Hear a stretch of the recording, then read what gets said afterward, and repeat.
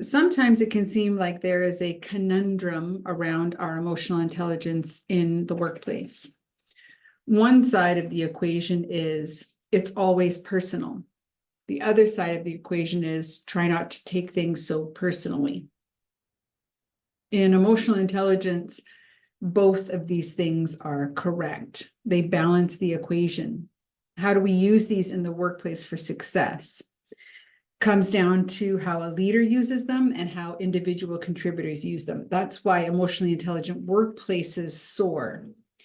When everyone has the shared language and skill set of emotional intelligence, everyone gets to contribute to an emotionally intelligent environment. When we only arm our leaders with emotional intelligence, it can be really challenging because the second part, try not to take things so personally, doesn't happen as often.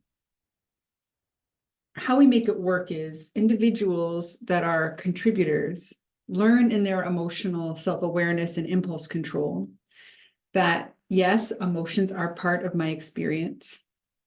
And also, I'm responsible for how I create them. So when I'm taking something personally, part of the experience I'm having is related to the inherent meaning I attach to the circumstances of the experience.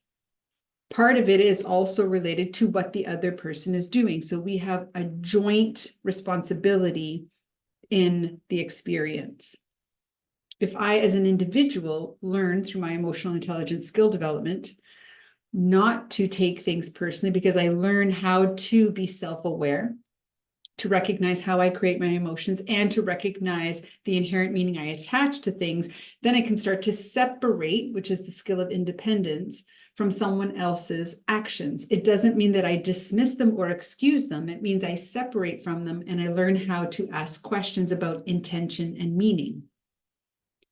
As leaders, it's always personal. It's about creating the spaces for emotions in the workplace. It's about creating a culture in which emotions are valid and allowed and encouraged in the workplace, because emotions have a lot of important information for decision making.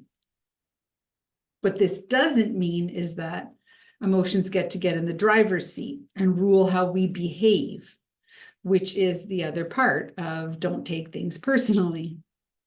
When we can both show up in the workplace, leaders and individual contributors, with these skills in tandem to each other, we develop an exceptionally strong workplace environment that both allows emotions, capitalizes on the importance of them for decision making, and doesn't let them get in the way.